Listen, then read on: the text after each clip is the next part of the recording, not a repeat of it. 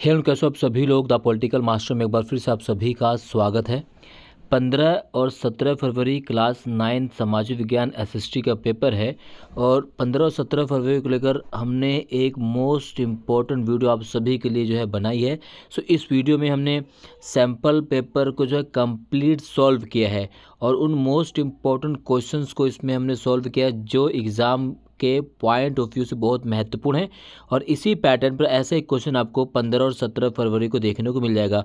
तो please and तक जरूर देखिएगा, कंप्लीट सोल्यूशन है, हर एक चीज़ के बारे में हमने क्लियरली से यहाँ पर मेंशन किया हुआ है। तो चलिए सबसे पहले फर्स्ट क्वेश्चन को हम कवर करते हैं। फ्रांसीसी क्रांति के समय फ्रांस का राजा कौन था? तो फ्रांसीसी क्रांति के समय फ्रांस का राजा था लुई 16वां। क्या था? फ्रांसीसी क्रांति के समय फ्रांस का राजा था लुई 16वां। और जो लुई 16वां है किस वंश का था? तो लुई 16वां जो था ना वो बूर्बो राजवंश से संबंधित था। किस राजवंश से? बूर्बो राजवंश से। लुई 16वें की जो शादी हुई किससे हुई थी? वो हुई थी मेरी एंटोनेट से। किससे? मेरी एंटोनेट से, जो ऑस्ट्रिया की राजकुमारी थी, उससे लुई 16वें की शादी हुई थी। राइट। तो इस तरीके से सवाल आपसे पूछा जाता है। फ्रांसीसी क्रांति हुई थी कब? तो फ्रांसीसी क्रांति हुई थी 1789 में और इसे राष्ट्रवाद की पहली स्पष्ट अभिव्यक्ति के नाम से भी जाना जाता है। किसको? फ्रांसीसी क्रांति को, 1789। ठीक है। निम्नलिखित में से कौन लोकतंत्र की विशेषता नहीं है? तो इसमें हमें लोकतंत्र की विशेषता नहीं है। देखिए, स्वतंत्र और निष्पक्ष चुनाव कराना ये लोकतंत्र की विशेषता है। एक ही व्यक्ति द्वारा शासन, अल्पसंख्यकों के अधिकारों का सम्मान, निर्णय लेने में नागरिकों की भागीदारी। तो इसमें लोकतंत्र की विशेषता नहीं है, वो है एक ही व्यक्ति के द्वारा शासन। तो ये लोकतंत्र की विशेषता नहीं। बाकी ए, सी और डी ये सब लोकतंत्र की विशेषता नहीं। तो इसका जो है सही आंसर क्या होगा? बी होगा। लोकतंत्र मतलब क्या होता है? जनता का शासन, जनता के द्वारा और जनता के लिए। तो ये परिभाषा जो है लोकतंत्र की अब्राहम लिंकन, जो अमेरिका के पहले अश्वेत राष्ट्रपति थे, उन्होंने लोकतंत्र की परिभाषा दी। तो ये है क्योंकि लोकतंत्र जो है सभी की समान भागीदारी पर फोकस करता है, जिसमें सभी को समानता मिलती है, अधिकार मिलते हैं। राइट। इसी प्रकार से क्वेश्चन नंबर 3, भारतीय संविधान में कौन सा मौलिक अधिकार कानून के समक्ष समानता को सुनिश्चित करता है? तो कौन सा अधिकार जो है मौलिक अधिकार कानून के समक्ष समानता को सुनिश्चित करता है? तो सिंपल वो है बी, समानता का अधिकार। तो भारतीय संविधान में जो है समानता का जो अधिकार दिया गया है अनुच्छेद 14 से 18 तक, जिसमें भारत के प्रत्येक नागरिक को, चाहे वो किसी भी धर्म, किसी भी जात, किसी समुदाय को, उसके साथ किसी प्रकार कोई भेदभाव नहीं किया जाएगा। अनुच्छेद 18 की बात करें, 17 की बात करें, 16 की बात करें, 15 की बात करें, सभी में समानता के बारे में जिक्र किया गया है। जबकि स्वतंत्रता की बात करें तो यह अनुच्छेद 19 से लेकर जो है 22 तक स्वतंत्रता का दिया गया है। संपत्ति का जो अधिकार पहले था लेकिन अब ये अधिकार नहीं रह गया, इसे अब विधिक अधिकार कहा गया है। शिक्षा का अधिकार अनुच्छेद 21 क्लोज ए। तो ये है। इस तरीके से भारतीय संविधान में कौन सा मौलिक अधिकार कानून के समक्ष समानता को सुनिश्चित करता हुआ है? समानता का अधिकार। तो कानून के समक्ष समानता, समानता का अधिकार। ठीक है। क्वेश्चन नंबर 4, भारतीय संसद का ऊपरी सदन कौन सा है? तो भारतीय संसद का ऊपरी सदन, तो देखिए भारतीय संसद जो है 3 चीज़ों से मिलकर बनती है। उसमें राष्ट्रपति, लोकसभा और राज्यसभा शामिल होता है। तो लोकसभा और राज्यसभा में ऊपरी सदन कौन सा है? संसद का ऊपरी सदन कौन सा है? तो संसद का जो ऊपरी सदन उसे राज्यसभा को कहा जाता है। राज्यसभा को ऊपरी सदन इसलिए कहा जाता है क्योंकि ये राज्यों का प्रतिनिधित्व करती है। ठीक है। राज्यों का प्रतिनिधित्व करने की वजह से ऊपरी सदन कहा जाता है। और जो लोकसभा जो है इसे निचला सदन या लोअर हाउस कहा जाता है क्योंकि जनता का प्रतिनिधित्व करती है। लोकसभा जो है अगर हम बात करें तो लोकसभा का चुनाव जनता द्वारा किया जाता है। राज्यसभा का चुनाव अप्रत्यक्ष रूप से होता है। लोकसभा और राज्यसभा में डिफरेंस भी आपसे पूछ सकता है, तो ये सारी चीज़ें आपको कवर करके चलनी है। 1789 में फ्रांसीसी क्रांति की शुरुआत किस घटना से हुई? तो 1789 में फ्रांसीसी क्रांति की शुरुआत जो है वो किस घटना से मानी जाती है? वो है टेनिस कोर्ट की शपथ से। 5 मई 1789 को जो है इस टेनिस कोर्ट की शपथ बुलाई गई और इससे ही फ्रांसीसी क्रांति की शुरुआत होती है। ठीक है। तो ये सवाल कई बार डायरेक्ट क्वेश्चन पूछा गया है। आतंकराज 1793 से लेकर 1794 तक का जो काल तो उसे आतंक काल कहा जाता है। और आतंक काल जो चलाने वाले व्यक्ति का नाम है वो है मैक्सिमिलियन रोबेस्पियर। क्या है? Maximilien Robespierre. ठीक है। खाद्य सुरक्षा का अर्थ क्या है? तो खाद्य सुरक्षा का अर्थ होता है प्रचुर मात्रा में खाद्य संसाधन होना, सभी लोगों को हर समय भोजन की उपलब्धता, बाजार में खाद्य पदार्थों की ऊंची कीमतें और गरीबों के लिए भोजन तक सीमित पहुंच। तो खाद्य सुरक्षा का अर्थ है प्रचुर मात्रा में, ठीक है, प्रचुर मात्रा में खाद्य संसाधन होना। तो इसका जो सही आंसर होगा सभी लोगों को हर समय भोजन की उपलब्धता, यह है, इसे हम खाद्य सुरक्षा के नाम से जानते हैं। बी इसका सही आंसर होगा। कौन सा मौलिक अधिकार भारत में किसी भी धर्म को मानने, प्रचार करने और प्रसार करने का अधिकार सुनिश्चित करता है? तो वह हमारा है, कौन सा मौलिक अधिकार भारत में किसी भी धर्म को मानने, प्रचार करने और प्रसार करने का अधिकार सुनिश्चित करता है? तो वह है धार्मिक स्वतंत्रता का अधिकार। धार्मिक स्वतंत्रता का अधिकार अनुच्छेद 25 से लेकर 28 तक दिया गया है, ठीक है। बी इसका सही आंसर है, ठीक है। भारत के संविधान निर्माण के लिए कौन सी संस्था उत्तरदायी थी? तो भारतीय संविधान के निर्माण के लिए जो संस्था उत्तरदायी है उसका नाम है संविधान सभा, ठीक है। और भारतीय संविधान सभा की जो पहली बैठक होती है वह 9 दिसंबर 1946 को पहली बैठक होती है। भारतीय संविधान सभा को भारतीय जो संविधान सभा बनाया गया था वो किस मिशन के द्वारा बनाया गया था? तो बनाया गया था कैबिनेट मिशन। कैबिनेट मिशन के प्रस्ताव के माध्यम से भारतीय संविधान सभा का गठन किया गया। कैबिनेट मिशन भारत में कब आया था? तो 24 मार्च को आया था, 24 मार्च 1946 को। और इसके लिए फिर चुनाव हुए थे जुलाई 1946 में। और भारतीय संविधान में जो संविधान सभा के सदस्यों संख्या जो पहले थी 389, लेकिन आज़ादी के बाद कितनी रह गई? 299, ठीक है। इस तरह से यहाँ से सवाल पूछे जा सकते हैं।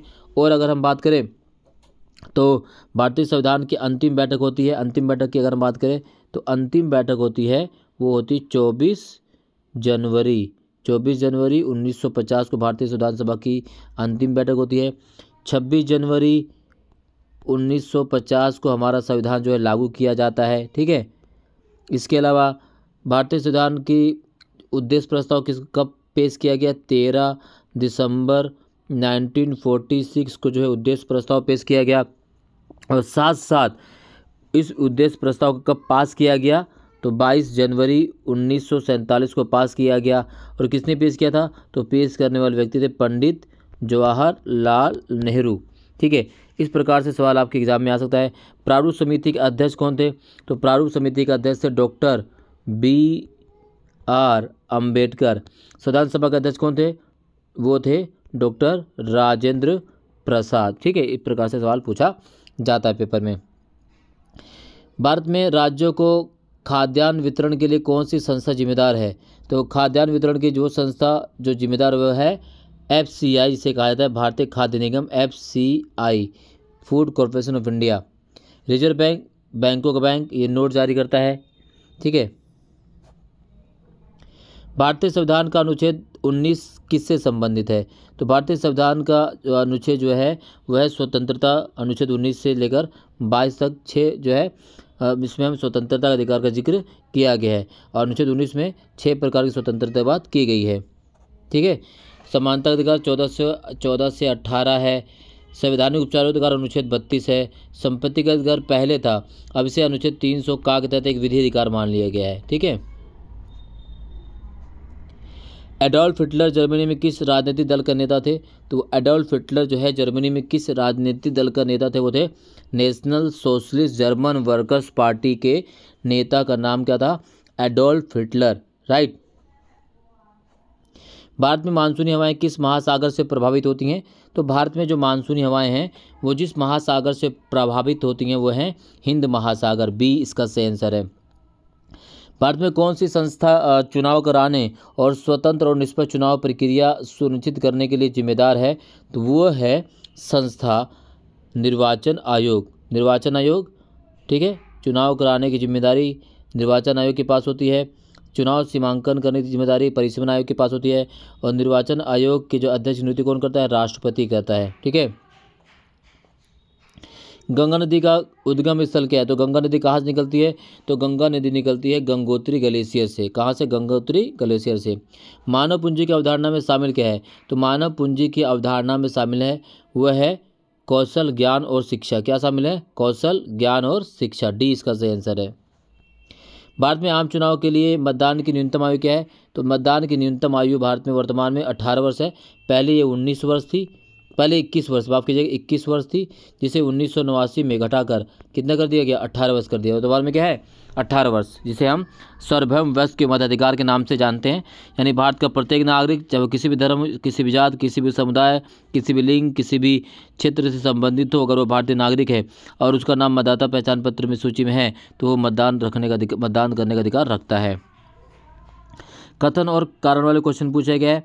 समाजवादी निजी संपत्ति का विरोध करते थे, तो समाजवादी निजी संपत्ति का विरोध करते थे क्योंकि संपत्तिधारी व्यक्ति सिर्फ निजी फायदे के विषय में सोचते हैं।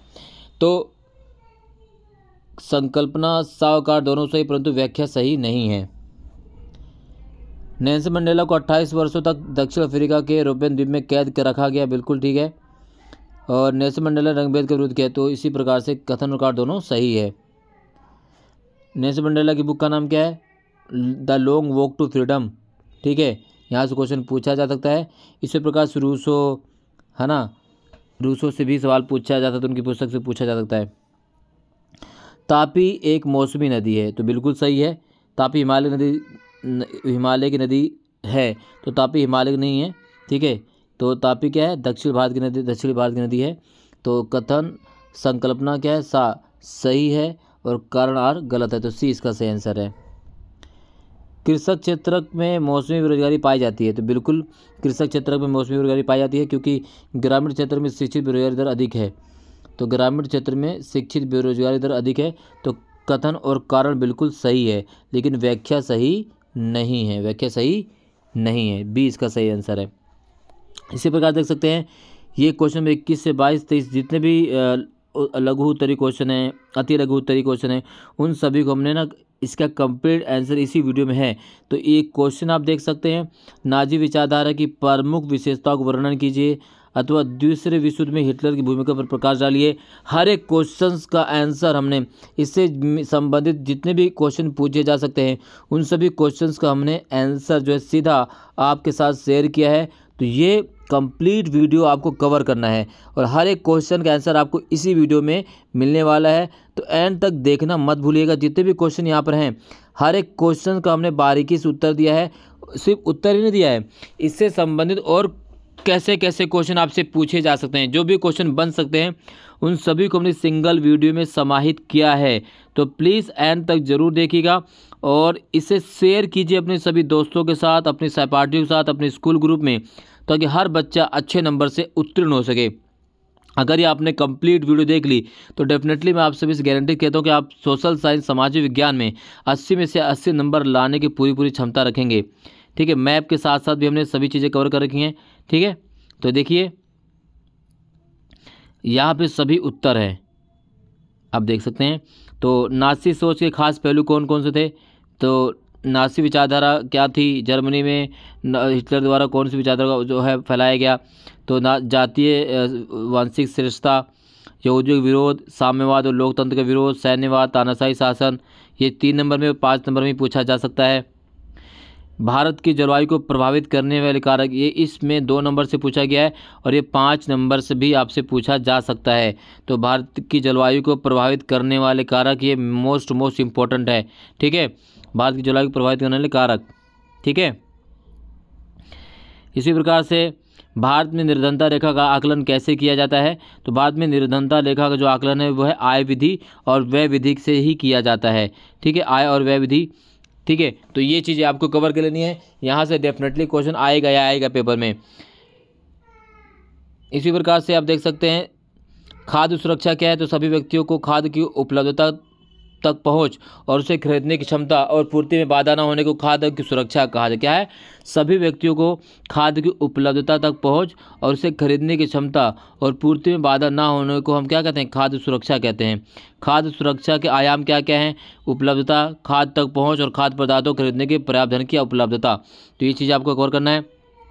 1943 के में किस राज्य में सबसे भयंकर अकाल पड़ा, तो है बंगाल, जिसमें लगभग 30 लाख लोग मारे गए थे। तो ये सवाल यहाँ से कई बार पूछा गया है। तो ये सारी चीज़, और भारतीय सरकार द्वारा खाद्य सुरक्षा को पूरा करने के कौन कौन से तरीके अपनाए गए हैं, ये सारे सवाल यहाँ से पूछे गए हैं। यहाँ आप देख सकते हैं, स्वतंत्रता के पश्चात भारत द्वारा खाद्यान्नों में आत्मनिर्भरता प्राप्त करने के लिए कौन कौन से कदम उठाए गए हैं। तो ये मोस्ट इम्पोर्टेंट क्वेश्चन है।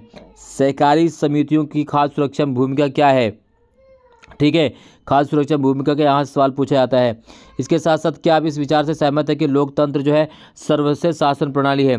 क्या लोकतंत्र सर्वश्रेष्ठ शासन प्रणाली है या लोकतंत्र अन्य प्रकार के शासन किस प्रकार से बेहतर है? तो यहाँ से सवाल जो है 2 नंबर में, 3 नंबर में और 5 नंबर में भी पूछा जाएगा पेपर में। इसको आपको कवर कर लेना है साथ साथ, ठीक है। इसी प्रकार से आप देख सकते हैं ये सारी चीज़ें हमने यहाँ पर कवर किया 5-5 नंबर क्वेश्चन वालों के लिए, जिससे आपको आसानी हो। प्रजा लोकतंत्र की सफलता की विशेषता बताइए। इसी प्रकार से लोकतंत्र की मुख्य विशेषताएं क्या है? इसी प्रकार से क्वेश्चन पूछा जा सकता है आपसे, वह है लोकतंत्र के मुख्य अवगुण यानी लोकतंत्र की हानियां क्या हैं। तो हानियों से भी क्वेश्चन पूछा गया 5-5 नंबर में, 3 नंबर में, 2 नंबर में। तो हानियों से भी हमने इसमें शामिल कर दिया है, ठीक है। इसी प्रकार से आप देख सकते हैं क्वेश्चन नंबर 3 जो है, प्रस्तावना में शामिल संविधान के उद्देश्य कौन से हैं? लोकतांत्रिक देशों में संविधान की विशेष आवश्यकता क्यों है? संविधान का क्या महत्व है? ये क्वेश्चन बार बार पूछा गया है, जो आपको कवर करके चलना है सभी क्वेश्चन को। इसी प्रकार से हमारे संविधान में दिए गए मुख्य शब्दों में अगर हम संप्रभुता, समाजवाद और धर्मनिरपेक्ष शब्दों का क्या अर्थ है, यहाँ से भी क्वेश्चन पूछा गया है पेपर में, ठीक है। रूस में जो है रूसी क्रांति का प्रभाव क्या रहा है? रूस में जो अक्टूबर क्रांति, रूसी क्रांति, इसका क्या प्रभाव रहा है और इसके कारण क्या रहे हैं? तो कारण से भी क्वेश्चन पूछा गया है, और इसके घटनाओं के घटनाक्रम क्या रहे हैं, यहाँ से क्वेश्चन पूछा गया है, और उसका प्रभाव क्या रहा है, यहाँ से भी कई बार सवाल पूछा गया है। आप देख सकते हैं रूसी क्रांति का प्रभाव रूस पर क्या पड़ा है, तो ये सवाल जो है कई बार डायरेक्ट क्वेश्चन में 3 नंबर 2 नंबर में पूछा गया है, ठीक है। इसी प्रकार से फरवरी क्रांति, अक्टूबर क्रांति, खूनी रविवार, तो यहाँ से भी सवाल आपसे पूछा जा सकता है, चाहे वो फरवरी क्रांति हो, अक्टूबर क्रांति हो, खूनी रविवार हो, यहाँ से सवाल पूछे जाने की पूरी प्रबल संभावना है। भारत के उत्तरी मैदान का वर्णन जो है 5 नंबर में भी पूछा जा सकता है, 3 नंबर में भी 5 और 3 नंबर में उत्तरी मैदान से सवाल पूछा गया है। इसी प्रकार से भारत के द्वीप समूह, मध्य हिमालय, मध्य उच्च भूमि को भी आपको कवर कर लेना साथ साथ में, क्योंकि यहाँ से सवाल पूछे जाने की पूरी संभावना है। मध्य हिमालय क्या है, मध्य उच्च भूमि क्या है, भारत के जो द्वीप समूह हैं यहाँ से भी क्वेश्चन पूछे जा सकते हैं। ब्रह्मपुत्र की घाटी, ब्रह्मपुत्र नदी प्रणाली, गंगा नदी प्रणाली, इसमें इन बिटवीन से यानी समानता पूछ सकती है, अंतर पूछ सकता है, जो है ब्रह्मपुत्र हो या गंगा नदी प्रणाली, ठीक है। भारतीय पठार की पूर्व वाहिनी नदियों की जानकारी क्वेश्चन पूछ सकता है। हिमालय से निकलने वाली प्रमुख नदियाँ कौन कौन सी विशेषताएं, सिंधु और उसकी सहायक नदियाँ कौन सी है, तो ये चीज़ें यहाँ से पेपर में पूछी जा सकती हैं आप सभी से, ठीक है। नासीवाद यानी नासीवाद को लोकप्रियता कैसे मिली? जर्मनी में हिटलर के उदय के क्या कारण थे? तो यहाँ से इस प्रकार से क्वेश्चन जो है 5 नंबर में आपसे पूछा जा सकता है, जैसे वाइमर गणराज्य की असफलता, राजतंत्र के समर्थकों का योगदान, युद्धों का गुणगान, बेरोजगारी, अन्य पार्टियों में एकता का अभाव, हिटलर का प्रभावशाली व्यक्तित्व, ये सब क्या कहते? जर्मनी में हिटलर के उदय के कारणों में से माने जाते हैं, ठीक है। इसी प्रकार से नासी सोच क्या थी? नासी की सोच क्या थी? जातीय श्रेष्ठता, यहूदियों विरोध, साम्यवाद और लोकतंत्र का विरोध, सैन्यवाद, तानाशाही शासन, ठीक है। यहाँ से जो है 5-5 नंबर में अथवा में क्वेश्चन पूछा जाएगा आपसे पेपर में। नासी जर्मनी में महिलाओं की भूमिका क्या थी? तो महिलाओं की भूमिका क्या थी, वहाँ से क्वेश्चन डेफिनेटली पूछा जाता है, ठीक है। तो नासी शासन में महिलाओं की क्या भूमिका थी, चर्चा करें। ये 5 नंबर में सवाल पूछा जा सकता है, 5 नंबर में क्वेश्चन पूछा जाएगा 5 नंबर में, ठीक है। इसी प्रकार से अगर हम बात करें भारत की निर्वाचन प्रणाली की कोई 5 कमजोरियां या भारतीय चुनाव प्रणाली में कोई 5 महत्वपूर्ण सुधार समझाइए। कमजोरियां, सुधार, निर्वाचन प्रणाली की विशेषता, इस टाइप के क्वेश्चन आपको पेपर में देखने मिल सकते हैं। पूर्वी घाट और पश्चिमी घाट में अंतर, ठीक है। पूर्वी घाट और पश्चिमी घाट आपको कवर करना ही करना है। राष्ट्रपति की विधायिनी शक्तियाँ, राष्ट्रपति के संकटकालीन शक्ति और राष्ट्रपति की कार्यपालिका शक्तियाँ से क्वेश्चन आ सकता है पेपर में, इसको आपको कवर कर लेना है। इसी प्रकार से प्रधानमंत्री की शक्तियाँ, यहाँ से भी क्वेश्चन पूछा जा सकता है। सर्वोच्च न्यायालय की शक्तियाँ, यहाँ से भी क्वेश्चन पूछा जा सकता है। न्यायिक पुनर्विलोकन क्या है, सर्वोच्च न्यायालय की शक्तियाँ क्या है, सर्वोच्च न्यायालय के आरंभिक और अपीलीय क्षेत्राधिकार क्या क्या हैं। ये सवाल काफ़ी इंपॉर्टेंट, महत्वपूर्ण है। इन सभी क्वेश्चंस को आपको कवर कर लेना है, ठीक है। ये सारे क्वेश्चन आपको कवर करके चलने हैं। किन परिस्थितियों में संसद का संयुक्त अधिवेशन बुलाया जा सकता है? राज्यसभा की विशेषताएं हैं, लोकसभा क्या है, राज्यसभा की विशेषता क्या है, लोकसभा और राज्यसभा में अंतर, संसद क्या है, ठीक है। इस प्रकार से आपके एग्जाम में क्वेश्चन पूछे जा सकते हैं। तो ये चीज़ें आपको पूरे कवर करनी है। तो ये सिंगल जो 1 शॉर्ट वीडियो है ना, इसमें हमने इम्पॉर्टेंट क्वेश्चन को भी कवर किया है, सैम्पल पेपर का कंप्लीट सॉल्यूशन दिया है। यानी आप के अनुसार मैं आपको बता देता हूँ कि आपके फाइनल एग्ज़ाम के लिए कंप्लीट पैकेज है। इसे कंप्लीट देख लीजिएगा, इससे बाहर क्वेश्चन नहीं आएंगे। डेफिनेटली आपको पूरा कवर करना है। इस वीडियो में बस इतना ही। वीडियो को ज़्यादा से ज़्यादा शेयर कीजिए, कमेंट कीजिए, लाइक कीजिए और सबसे ज़रूरी बात सब्सक्राइब ज़रूर कीजिएगा। हमने बहुत मेहनत करी है आप सभी के लिए इस वीडियो को बनाने में। बहुत बहुत धन्यवाद। जय हिंद।